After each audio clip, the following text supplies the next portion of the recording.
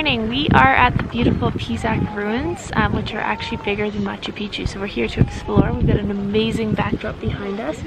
We are really high in altitude right now, so even the short walk up the hill had us both a little bit out of breath. But we are excited to see what it has to offer. It's gonna be an incredible day. We both have a bit of a cold, so my ears all plugged up, but looking forward to it. Swim behind us here, you can see the terraces. They did all the agriculture, and then in behind, just up here, you can see part of the, basically one of the neighborhoods. They had several neighborhoods they built up here. And it's been here since the 12th century.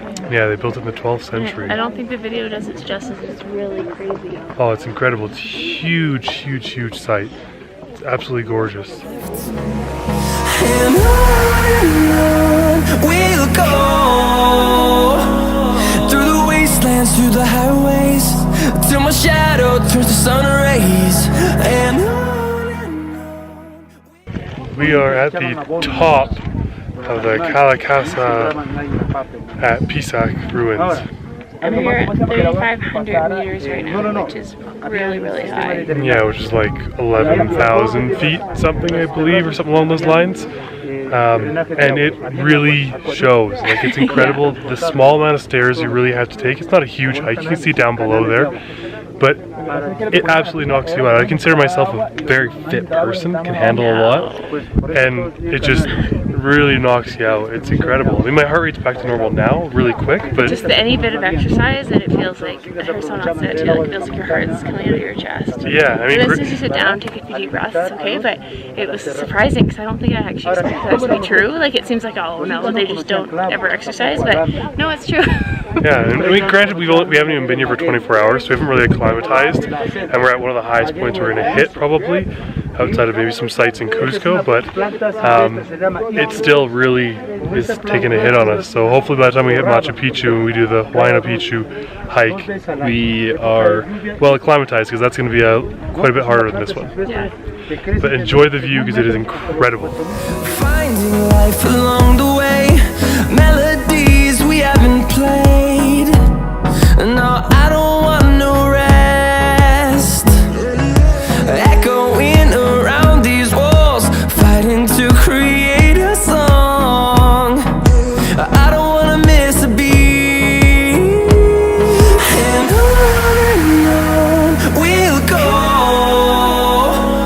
through the wastelands, through the highways, till my shadow turns to sun rays. And on we'll go, through the wastelands, through the highways, and on we'll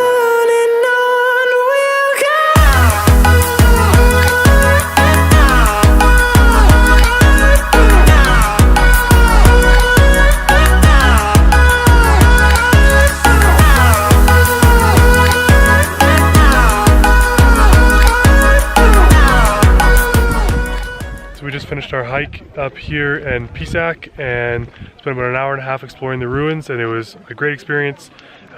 Just for references, the ticket for all of the different sites is 130 pesos per person, soles pesos per person. And then to get up here, we just basically had a taxi take us from Pisac, where we're staying, came up. He waits for an hour and a half and then is taking us back down, and that's 50 soles, Like which is like 20 bucks, yeah. So it's really not expensive, and guides up here about 50 soles as well. I find there's a lot of English spoken. You could almost just kind of listen to other guides. We may or may not have done that. Yeah, we may or may not have done that for the here. English and French guides as we went around the sites. Yeah, for our next couple days we do have out of guides. breath, leaning over, listening. For our next couple days we have guides though, and then we'll probably get one at Machu Picchu just because it's Machu Picchu. So we're heading back down now to Pisac, and we're gonna grab our bags and hop in a taxi, and we're going to Ollantaytambo, and we're going to see the fortress today.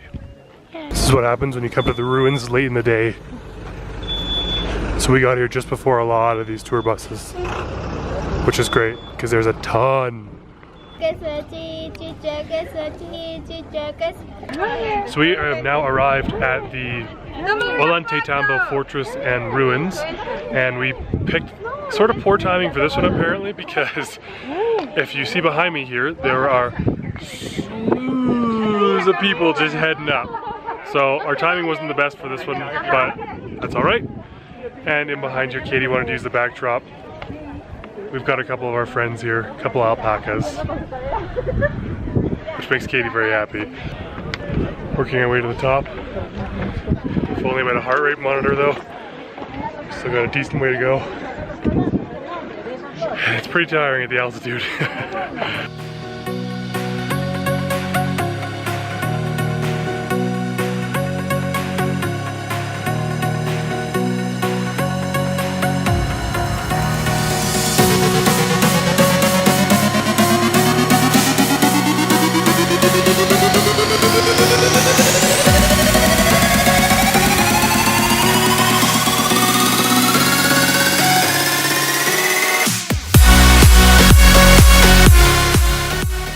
We decided to hike a little higher.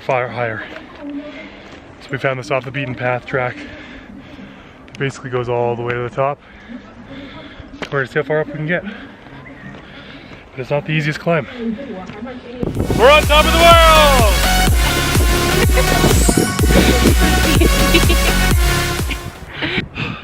We made it to the top, sort of. There's more to the top, but to the top of this big hill. You can see over the side on one way, and then back there and down is where we hiked up from. Dorothy, I'm sorry in advance for bringing Katie up here, but I will get her home safely. It was my idea. It was her idea in my defense. We got to the top here and it is beautiful.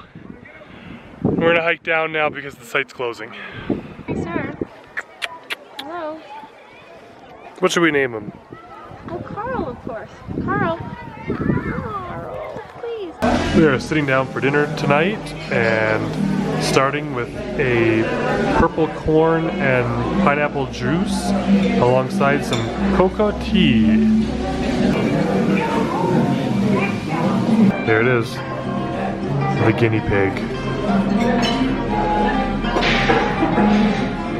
To go with Katie's soup. Vegetarian soup, I might add.